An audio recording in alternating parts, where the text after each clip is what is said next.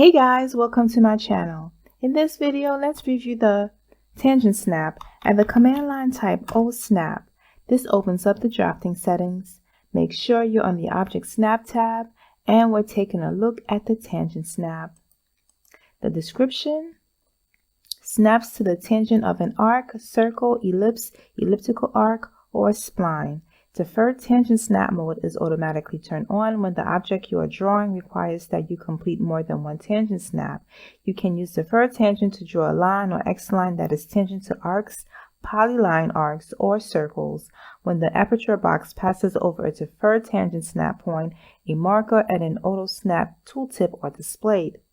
Okay, let's take a look. At the command line, we're going to use CI to draw a circle. And we're going to, we'll make sure you have your snaps turned on, or you can type F3 on your keyboard.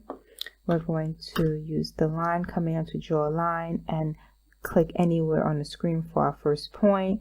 And we're going to hover over the circle to get our tangent here. And you'll see at the tooltip it does indeed say tangent. So a tangent is a line that passes or touches a circle at one point.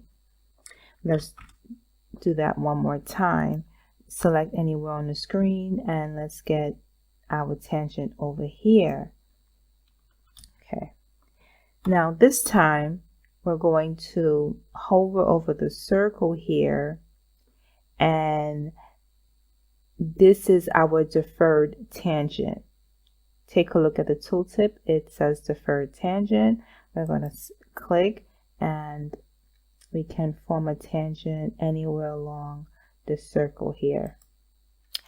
And there you have it, folks. Thank you for watching. Please like and subscribe.